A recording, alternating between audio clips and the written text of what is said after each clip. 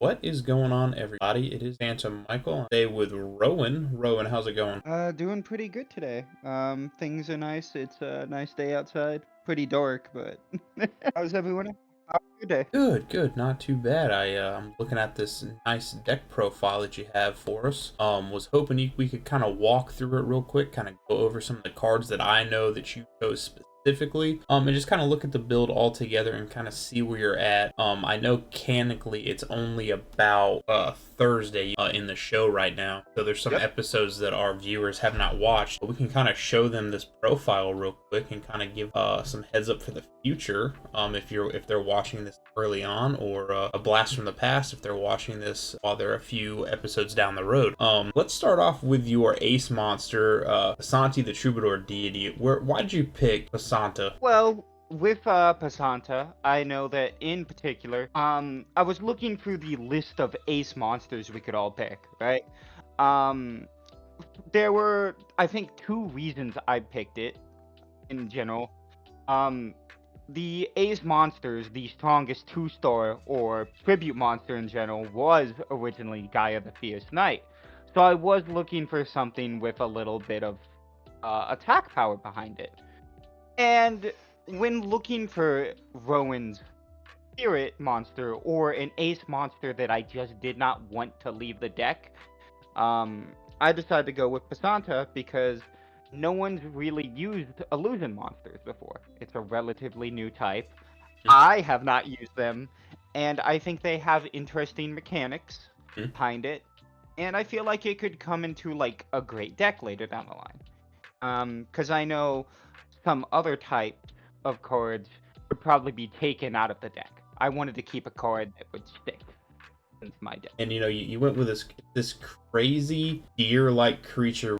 See, I didn't really think about the artwork because I couldn't really make sense of it. I mostly saw the eyes. I didn't really see the deer part, but now I do indeed.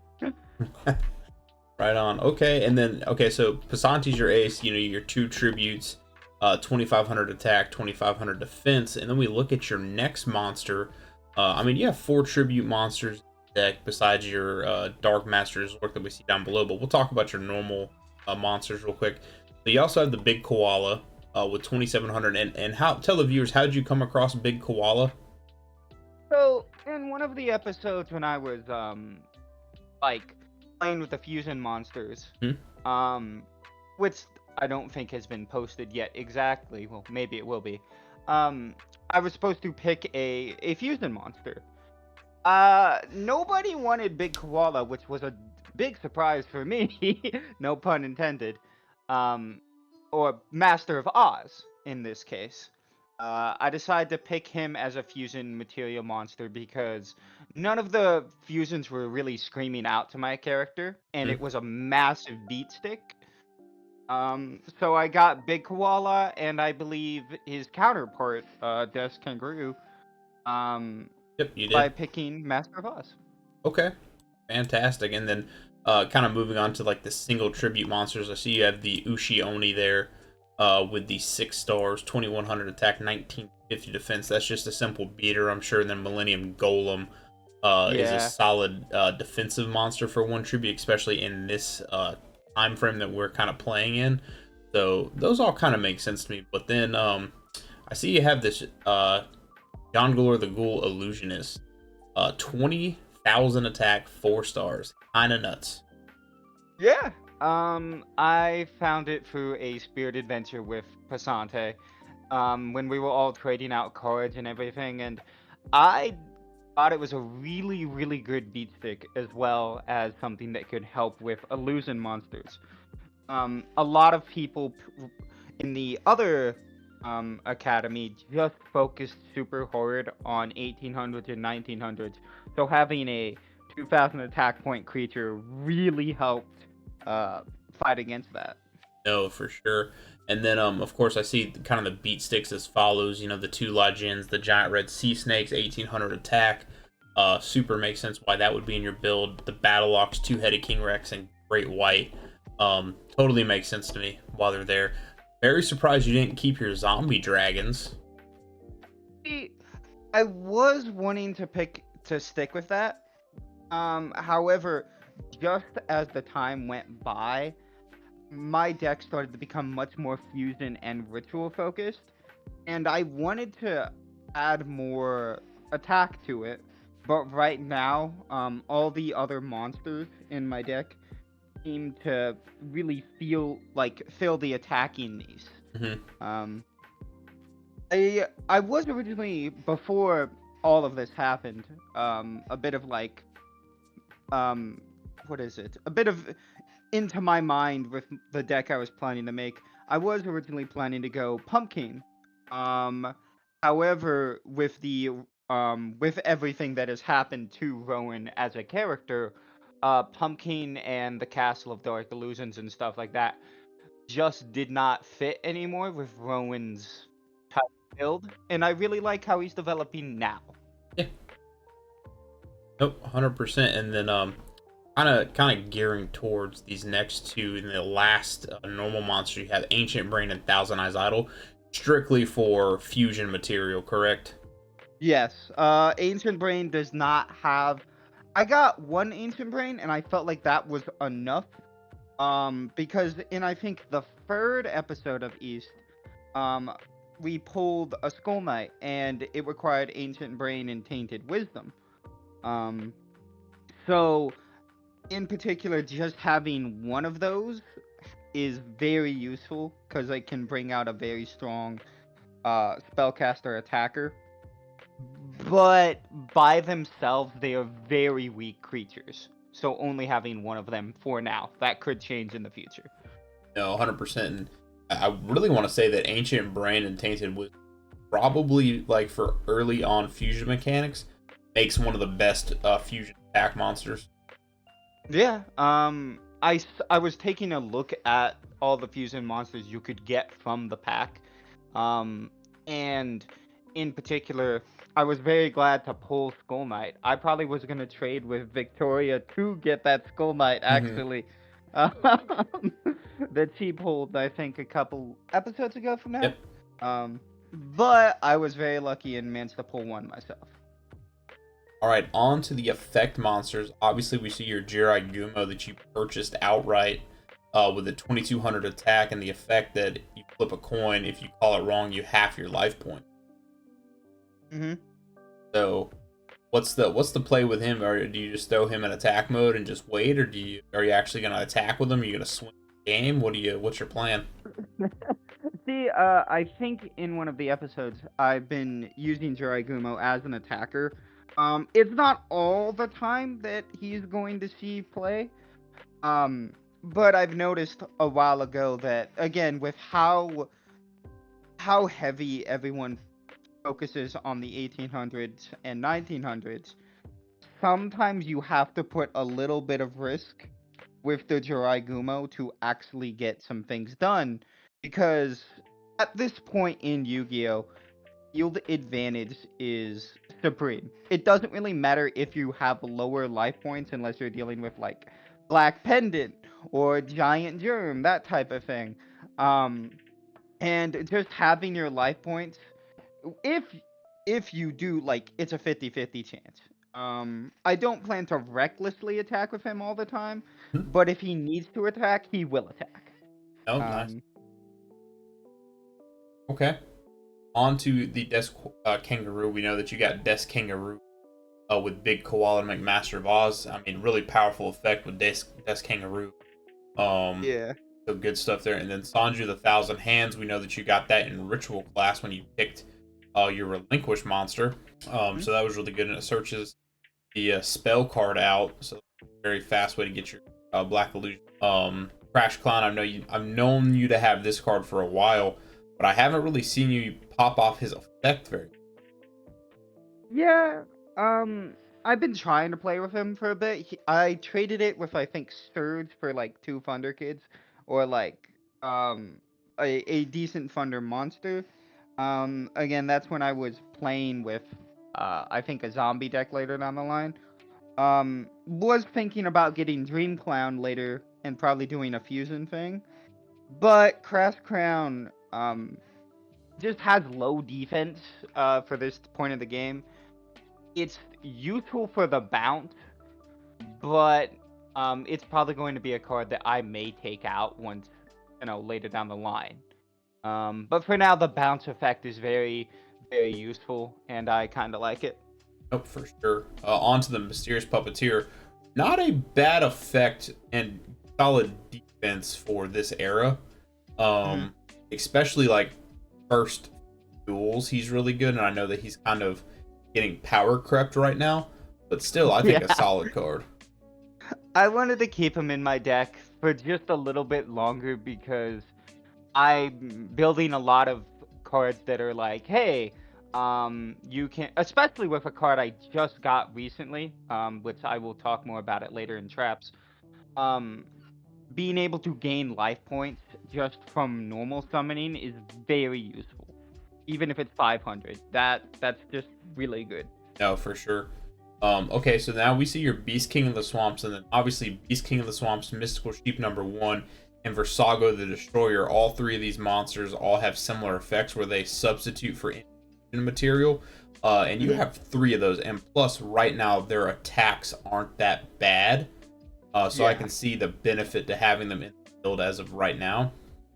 But I mean, technically, you have a ton of fusion material deck, so you have two polys too, so you have a Yeah. ton of monsters that make other monsters. So that's literally insane. So I I wouldn't be was surprised if you were popping off a fusion monster every turn or every duel. I, I wasn't thinking that Rowan was going to be a fusion person. Um because later in the line I do plan to build like an illusion deck, Hmm. which has a lot more emphasis on fusion, XYZs, I think even synchros. I think there's even a link monster. There's a lot of stuff that you can do with the illusion archetype. But I think winning the a little spoiler here. If if you haven't watched this episode, um with the two polys from winning fusion class made me realize, okay, I need to get to buy a couple of pack sixes. I hope I get lucky with some fusion material, and getting free fusion material cards really helped. It helped bring out a lot more fusion monsters, and it's very fun to play with. No, 100%. And kind of like to round off the effect monsters, we have Master Tao the Enchanter. And let me just tell you, this guy's kind of broken right now. Yeah. Hey, once you once you're allowed put it in the floater class, I realized that I was like, no one was gonna pick it, right? Except me, because I do like illusion monsters. But it is a very from my what is the term? My experience playing Master Tao. It's very strong, especially early game, Hmm. but also it's a little bit of a double-edged sword, because it can't, it's like a spirit reaper in the end. It just can't be destroyed by battle, Hmm. so the opponent has to find other ways to attack it. And in this era, besides Fissure, Dark Hole, Stare the Pain, that type of thing, blowing up something that can be destroyed by battle, that can't be destroyed by battle, is difficult. Um, which, as we've seen in East, I mean, in West, if you just focus too much on your attack power, you're going to fall behind. Not bad at all what they are doing, but having monsters with effects saves you so much. No, for sure. Um, okay. No, 100%. And you got three of those because the floater class offered three of a kind. Mhm. So on to the rituals. We already talked about Relinquished, how you got it out of the ritual class. And then actually, sorry, got one from the ritual class and got one from the fusion class. When you won the fusion class and you got to pick a secondary fusion monster, you chose Thousand Eye Restrict, which gave you a Relinquish but did not give you Black Illusion Ritual, and it gave you Mhm. secondary polymerization. However, Yep. get that Black Illusion Ritual, you had to have picked Relinquished, and you just so happened to have gone first, if I do recall, right, With which one? in the Oh, with ritual the class. I believe I was either first or second. I You were don't up remember there. exactly. You Yeah, were up there. it was definitely. I knew that like Relinquish would probably be a good choice for like Veronica and other options. Some people would Mhm. really want to get another Relinquish. I needed something to summon this, so as much as I wanted some NPCs to get a Relinquished, I had to pick this. 100%. And then because Dark Master Zork in the class, you had a really actually Astra got a really great role talking to the professor about Yeah, purchasing some of the leftover cards. I want to say it was upwards of like a nat 20. it So was. Oh, continue. yeah, it was like a 22 or 23 or something like I think it was 18 actually. It's just what I uh will. You had to beat a 15, I think, on a DC, right? yeah. Because in a ritual class, the whole goal is to show off rituals, and having people buy unwanted rituals makes sense. I rolled just not the best on my charisma roll, and he rolled an 18 just on the die with no modifier, which was amazing. Um, But and but then what was bought even this Dark Master Zork, which was crazy. Yeah. What was even more crazy to me was I thought I just made Sir out of character, right? Um as much as my character was interested in Dark Master Zork, I was down for anyone to use or get another ritual card. But she bought it for my character, which was really respectable. I do plan to return a favor in a way in I think 2 episodes. I don't know, some episode from now once it hits Friday. And Um, that's 500 but points. I'm pretty sure he charged you 500 points for the card, so that's a yeah, whole day of class. yeah. I mean, it's also worth it. I think in my mind because Mhm. well, I'll have to maybe ask his mind, but um, with Dark Master Zork, it's just a good ritual card, a bit gambly, but it makes sense that they are a little more expensive because you get 2 cards that are like in general, if you were to buy them from the card shop, they'd be 400. Being a little bit more pricey makes sense. And then again, Master Dark Master Zor's effect is pretty gambly as well. Same thing with kind of your Jirai Guma there. So Yeah. really glad you went with that whole aesthetic. It makes your character really strong, really developed as far as like mental capacity goes. The chances of failure are definitely there, but you're not afraid to take the risk. I actually want to say that we had a recent little matchup, and I don't know if this one that duel was going to make the episode or not, but you summoned Master Zork, and I popped it while we were doing the test. But Yeah. okay, we'll bounce off the monsters. We'll kind of go in the spells and traps. So of course you got the heavy storm and the dark hole kind of board wipes, the polys, the fusion Mm. sage to summon those monsters. And then you can't forget share the pain fissure for monsters for just blowing up the field, and then dark illusion and a contract with a dark master. Both of those are your ritual summon your ritual monster. And then of course your trap hole. But then you have this ultimate offering down here at the bottom, which is quite wild if I do say so. Yeah, there was an adventure, I think, with Passante, which I really like how, in particular, you don't know what you're going to get with the spirit card. But it's part of the reason why I kept Mysterious Puppeteer in my deck, because you can pay like 1,000 life points and conduct up to 3 normal summons or sets. Hmm, I think that combos with Mysterious Puppeteer, it so does. that just means it just pays for itself. If Right. you, yeah, if you have both on the field, you get a much stronger field advantage, and I think that's very good to combo with. And ultimate offering is upgrade, and you had to make a grilled cheese sandwich too. Yeah, Uh, I don't know where that grilled cheese sandwich went. It was no one gone does. instantly. Following into your extra deck, we see your 3 monsters here: Master of Oz, Skull Knight, and Thousand Eyes Restrict. I don't think we've canonly seen you summon any of these. Maybe Skull Knight once. I don't I mean, recall a we've time we summoned seen. the other three, the other two. I believe we've seen Skull Knight once, and that was I don't know if this battle will make a cut, but there was a battle. I think after fusion class or like after ritual class, it was sometime in there where we battled in the card shop, and I got lucky enough to summon Skull Knight There you go. And then against Astra. I also see your Great White, Shining Friendship, and Castle of Dark Illusion are kind of set up there. Hmm. I know I think you mentioned earlier for trades, etc. So all in all, Rowan, I think your deck build's solid. Hmm. Kind of working with what you're getting. With the cards that you get from the class, right? Like your rituals, etc. But also those random cards that you're finding from your adventures with Auntie, like Ultimate Offering, and then of course the spiritual or the illusionist up here. So all in all, I think it's solid stuff, and yeah, your character's developing really well, and I can't wait to see what this build looks like when we do like a refresh build in a couple weeks. That's what happens when like the whole the whole deck just absolutely changes later down the line.